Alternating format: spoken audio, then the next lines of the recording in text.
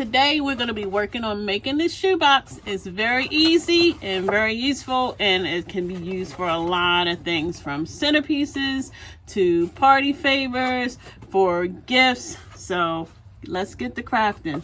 Come on.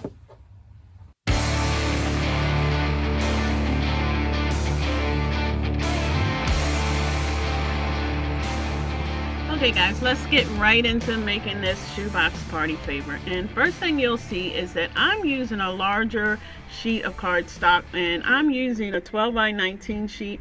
I like to use the larger pieces because I like to make a larger far as shoebox party favor. So the shoebox party favor that we will be making far as today is like a 6-inch far as wide, like 3.75 and 2.75 far as on that. So that is what I like to do, and the weight of it is like 100 pounds. So I know you may not be able to get this at your local craft stores, but you can either get it online, and I do also sell it in my store so as well. But anyway, one of the first things that I like to do is I like to start bending far as out the score lines. And I did cut this SVG far as out with my Cricut machine, and I like to start doing and bending out the folds. And the reason for that is so I can see before I assemble it, before I add any adhesive or anything on it, what that box is going to look like. And you can do this for anything. That's my suggestion, unless you're, totally far as expert. Just see what it's going to look like and bend far as the folds. So, and just take your time. If you're new to doing this, take your time as you learn how the paper folds, how to work with it. But I use my hands. But I'm also just showing, some people may use a ruler to bend if that helps you, so you can get your line straight. You can use other tools like far as the scraper from your Cricut or Silhouette, whatever far as you use. I just use my hands because I'm used to where that line is.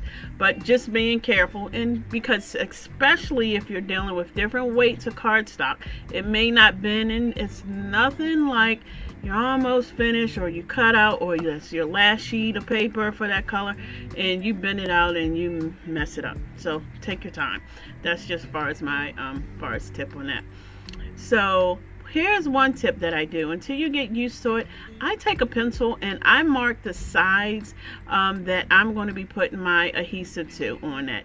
And the reason why I do that, because especially when you're doing a lot of these and you start moving, if you glue the wrong side, it is nothing like making a mistake. Sometimes those mistakes happen when it's your last one or your last sheet of paper. But a tip that I would say, just take a pencil and just do a light mark on the sides. That's where you're gonna put your glue. So once you start putting your glue, you can put them together. That's just something that I do. So I'm using far as my tape gun because I find it more sturdy. If anyone goes and watches my far as Instagram or far as TikTok, and if not, please go to those and subscribe to those social media, because I do different things. I'm an adhesive girl, and because I know that stuff, spray adhesive, that it's gonna stay. I am from the old school. I would dread if someone got one of my products and it came apart. That's why I test. So for those that are watching this that want to sell this, test your products, know your products, because then you can stand by, you know what, that's good glue. And I do use Barely Art for certain things, but for this is 100-pound cardstock, so I feel like I need something a little stronger. So that's what I use. I'm open to other things. So hey, if you have something that works really good for 100-pound, maybe 104 cardstock, hey, just drop it in the comments. I'm willing to, always find new products. I've been doing this for a long time, and there's plenty. So this is what I do. So after I have already, far as I'm sitting up here, putting adhesive on the sides that they're going to be either attached or folded down, now we're going to start to assemble. And you see here, the first thing, I'm going to start with the edges of it. And it's no particular order, but just what's far as simple, because we've already sort of pre-assembled it by folding it on the score marks. So as you see, I folded it down, and now I'm gonna go to the other side, and then I'm putting those together. And once I put those fars together, now you see where I'm going to start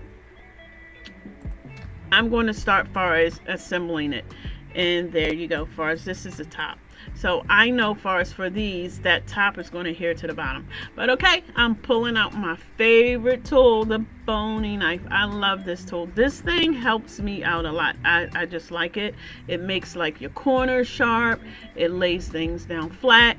And you may hear me say this thing. I know it might be a culture thing. It's like laying down your edges or baby edges. I mean, you want your baby hairs laid down flat. So that's the only thing I can think of. And that reminds me when I'm using this boning knife. I want my edges to be sharp. I want everything to be laying down flat. So if you like that too, I tell you, use that tool as well, because it's like I think maybe one of the crafters' favorite. It just helps it, and I like it a lot.